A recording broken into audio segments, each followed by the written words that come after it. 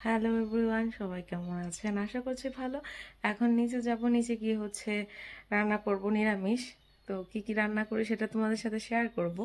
আর গতকালকে যেহেতু আমি জন্মাষ্টমীর উপবাস ছিলাম, তাই এখন নিরামিষ রান্না করব। তো সেটাই কি রান্না করছি তোমাদের সাথে শেয়ার করব। পলিথিনে করে যা যা রান্না করব কেটে রেখেছি, যে বেগুন ভাজবো, সবজি রান্না করব, আলু ভাজবো। তো এগুলো এখানে রেখে দিছি। এখন এটা আমি একটু পরিষ্কার করব, তারপরে রান্না বসায় দিব, কারণ আমার আজকে কাজ আছে। তো এই আর কি, ধোয়া হয়ে গেছে। আলু বেগুন ভাজবো, আর সবজি রান্না করব, আর ভুনা খিচুড়ি। তো চলো তোমাদের সাথে শেয়ার করা যাক রান্নাগুলো। সো আমি ৩টা রান্না একসাথে করব, কারণ আমার যেহেতু ওই দিন কাজ ছিল। তো এই জন্য আমি একটু তাড়াহুড়া করতেছিলাম, কারণ আমার খাওয়া দাওয়া করে রান্না করে তারপরে কাজেও যেতে হবে। তো এর জন্য যাতে সব কিছু ম্যানেজ করতে পারি, একটু রেস্টও নিতে পারি, এর জন্য 3টা চুলার মধ্যে 3টা কড়াই বসিয়ে দিয়েছি। আর এখন মুগ ডালটা ভাজার জন্য দিলাম। তো যেহেতু আমি নিরামিষ খাবো, সেহেতু মুগ ডাল অথবা মটর ডাল খেতে হবে। আর মটর ডাল তো হতে অনেক টাইম লাগে, মানে সিদ্ধ হতে। আর আমার কাছে তো এখন প্রেশার কুকার নাই যে প্রেশার কুকারে দিয়ে দিব। তো এই জন্য মুগ ডালটাই রান্না করব আর একটু ভেজে নিব। তো ফার্স্টে যে ভাজার জন্য দিয়ে দিয়েছি। আমি ডাল রান্না করব না, আমি ভুলে গিয়েছি, আমি ভুনা খিচুড়ি রান্না করব। ভয়েসটা পরে দিচ্ছি, তো এর জন্য মনে হয়েছিল যে আমি ডাল রান্না করব, কিন্তু না, আমি ভুনা খিচুড়ি, সবজি আর ওই ভাজাভুজি করব। যাই হোক, এর জন্য প্রথমে ডাল দিয়ে দিয়েছি। আর এই ফ্রাই প্যানে করব ভাজাভুজি। তো এর জন্য ফার্স্টে আমি তেল দিয়ে দিলাম। তো এখন আমি ভাজবো, বেগুন ভাজা করব, আর আহ, আলু ভাজা করব। আর আমার বেগুনগুলো যেহেতু চিকন চিকন ছিল, তার জন্য আমি পিস পিস করিনি, গোল গোল করে আমি লম্বা করে কেটে দিয়েছি। আমি অনেককে দেখছি ওভাবে লম্বা করে কেটে ভাজা খায়। তো এই জন্য আমিও ওভাবেই কাটছি।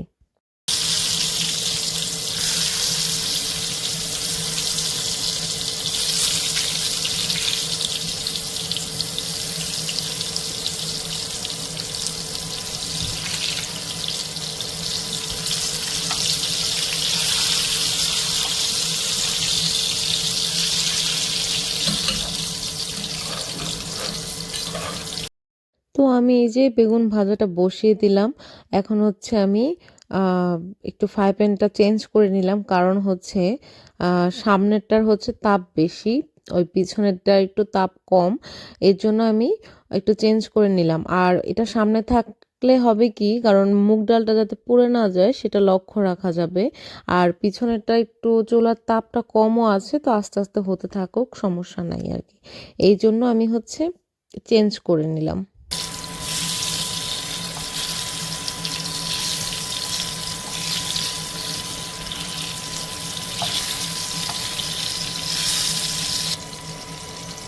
তো এদিকে আমার ডাল ভাজাটা হয়ে গেছে, এখন আমি তুলে রেখেছি।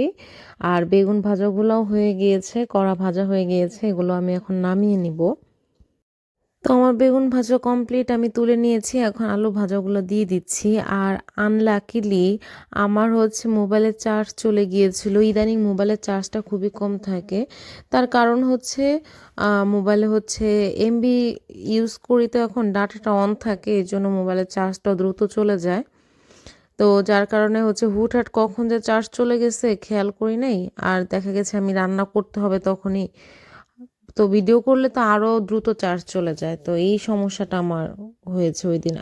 তো আরেক কড়াইতে আমি সবজিটা রান্না করতে চেয়েছিলাম, কিন্তু ভিডিও করলে না 3টার দিকে একবারে ম্যানেজ করা যায় না। যদি ভিডিও না করি তাহলে আসলে ম্যানেজ করা যায়, ভিডিও করলে আসলে 3 দিকে আসলে ম্যানেজ করা যায় না। তো এদিকে আমি এই যে আদা, জিরা আর শুকনো মরিচ দিয়ে দিছি। কি বলে এটাকে, ভুনা খিচুড়ির জন্য। এটা একটু ভালো মতো ভাজতে হবে, এলাচি দারচিনি তেজপাতাও দিয়ে দিব।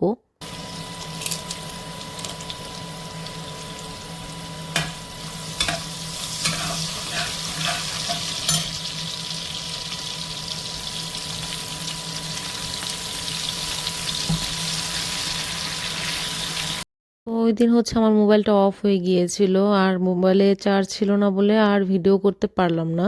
তো আমার এখানে সবজি রান্না আর এই যে ভুনা খিচুড়ি রান্না শেষ। আমি ফার্স্ট টাইম ভুনা খিচুড়ি রান্না করলাম। ঝোলা খিচুড়ি, সবজি খিচুড়ি আপনাদের সাথে অনেকবার শেয়ার করেছি। আমি রান্না করেছি তাই, কারণ যেহেতু আমার ঝোলা খিচুড়িটা খেতে ভালো লাগে এই জন্য ওটাই বেশি রান্না করা হয়। তো ভুনা খিচুড়ি কাকনের পছন্দ, তার জন্য ভুনা খিচুড়ি রান্না করেছি প্রথমবার।